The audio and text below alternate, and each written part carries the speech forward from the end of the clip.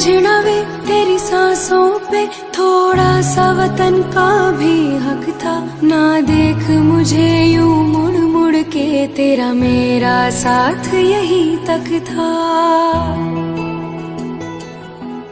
ये तेरी ज़मीं तेरे खून से ही तो सजती संवरती है रांझे। तेरे इश्क की मैं हकदार नहीं, तेरी हीर तो धरती है रांझे। तेरी मिट्टी में मिल जावा गुल बन के, मैं खिल जावा, इतनी सी है दिल की आरज़ू। तेरी नदियों में बह जावा, तेरे खेतों में लहरावा, इतनी सी है दिल की आरज़ू।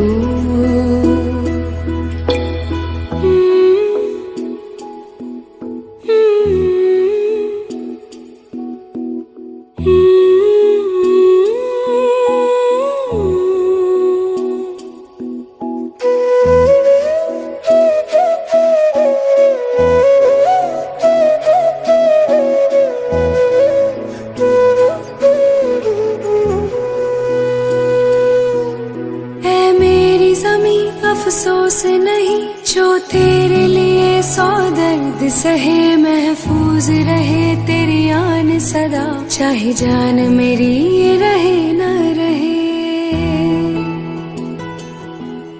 ऐ मेरी ज़मीं महबूब मेरी, मेरी नस नस में तेरा इश्क बहे।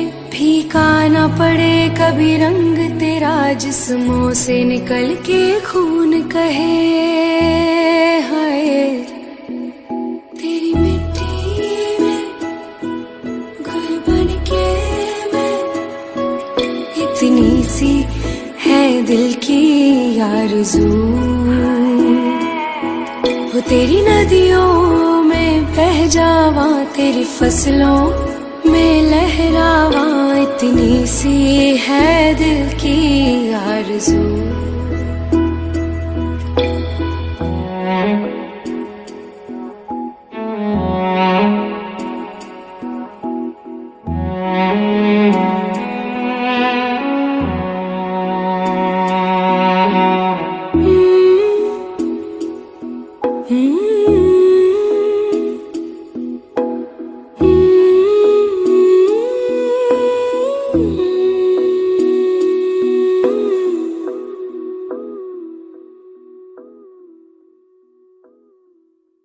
तेरी मिट्टी में मिल जावा गुल बन के, मैं खिल जावा, इतनी सी है दिल की आरज़ू।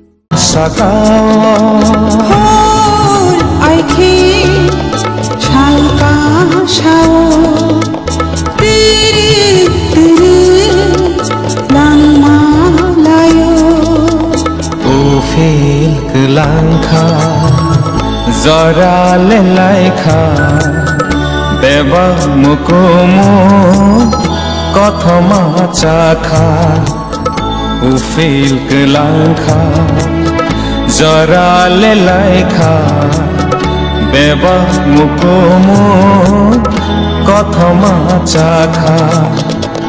ছেড়ে সাগানানি কত থামবাইখা, baita ni ariwa lariwa langma bacaja, ufil kelangka jara lelaikha deba mukomo kathama ja।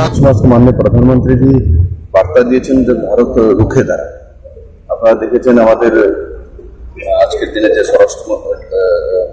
প্রতিরক্ষা মন্ত্রী স্বরাষ্ট্রমন্ত্রী ছিলেন, তখনই বলেছেন যদি আমাদের ওই পার থেকে যদি একটি গুলি আসে তো আমাদের এখান থেকে গুলি কতটা করবে তার জন্য পারমিশনের দরকার। তো সেই দিশাতে সরকার কাজ করে। মাননীয় প্রধানমন্ত্রীর সঙ্গে যে স্বনির্ভর ভারত, আত্মনির্ভর ভারত এবং শক্তিশালী ভারতের নির্মাণ হচ্ছে, সেই ভারত কোনোভাবেই সেটা মেনে নেবে না। আমার নওজওয়ানরা কি কোনোভাবেই যুবা সমাজ মেনে নেবে না। আমরা তার জন্য প্রস্তুতি নিয়েছি এবং ভারতকে রক্ষা করতে চাই। অত্যন্ত হৃদয় বিদারক দায়বদ্ধ ছিল। শহীদ মঙ্গল দেববর্মা আমাদের এই পবিত্র মাতৃভূমির ছেলে, ভারত মাতার সন্তান। আমি সেই বীর শহীদকে শ্রদ্ধাঞ্জলি জানাই। তার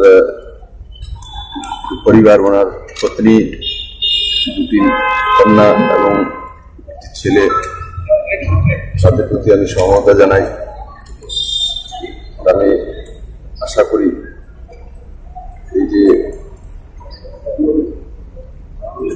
দুঃখের পরের সময়টা, সেটার সময় সমস্ত ত্রিপুরাবাসী এবং ভারতবাসী আমাদের পরিবারের সঙ্গে আমরা রয়েছি। আর যেভাবে এক্সট্রিমিস্টরা NH-44 দেশের জন্য সুরক্ষায় যখন কাজ করছিলেন, তখন ওনাকে নির্মমভাবে হত্যা করা হয়েছে, তার আমি ঘোর নিন্দা করি। এবং নিশ্চিত মাননীয় প্রধানমন্ত্রীদের নেতৃত্বে ভারতকে শক্তিশালী করার লক্ষ্যে যেভাবে আমরা কাজ করছি, তার যোগ্য জবাব আমরা দেব। আমাদের সমাজ বাহিনী হোক ও সামরিক বাহিনী হোক, সে যোগ্য জবাব দিতে সক্ষম, সেটা প্রমাণিত হয়েছে। এভাবে ভারতকে দাবানো যায় না, সেটা বারবার প্রমাণিত হয়েছে। আমি আশা করি মাননীয় প্রধানমন্ত্রীজি এবং মাননীয় গৃহমন্ত্রীজি তার যোগ্য জবাব সেই এক্সট্রিমিস্টদেরকে দেবে। যারা মদতপুষ্ট সেই এক্সট্রিমিস্ট কারা, সেটা সেই বিষয়ে দুনিয়া জানে। আমরা ত্রিপুরা সরকারের পক্ষ থেকে ঘোষণা করছি, সেই পরিবারকে, শহীদ পরিবারকে প্রত্যেকের হাতে 5 লক্ষ টাকা ত্রিপুরা সরকারের তরফ থেকে তুলে দেওয়া হবে। কিন্তু সেটাই সবকিছু নয়, আমি জানি।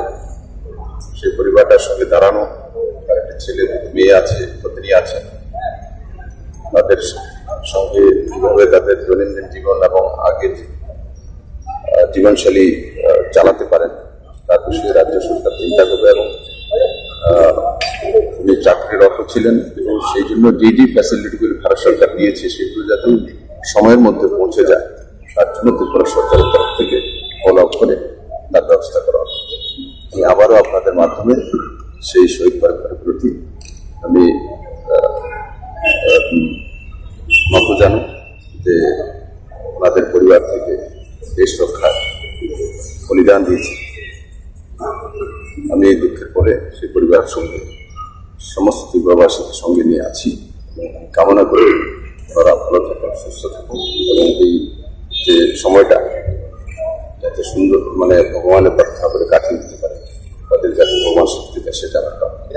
जो 73 बटालियन में कश्मीर में डिप्लॉय है, उनका पार्थिव शरीर यहाँ लाया जा रहा है, उनको श्रद्धांजलि दी जाएगी। ये 73 बटालियन नेशनल हाईवे है कश्मीर का, उसको सिक्योर करने का काम कर रहे हैं। और इसी में शाम को 4 बजे जब पेपर में चेकिंग कर रहे थे और चेक करके यूटर्न लेके वापस आ रहे थे, उसी समय पे आतंकियों ने गाड़ी पर हमला किया, गोलीबारी की, जिसमें इनकी मृत्यु हुई, वीरगति को प्राप्त हुई। साथ ही हमारे एक और सिपाही जवान जो थे, वो भी इनके साथ शहीद हुए।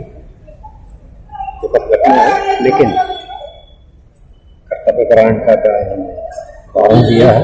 बहुत ही सेवानिष्ठ इंसान थे, बहुत ही बेहतरीन काबिल CRPF के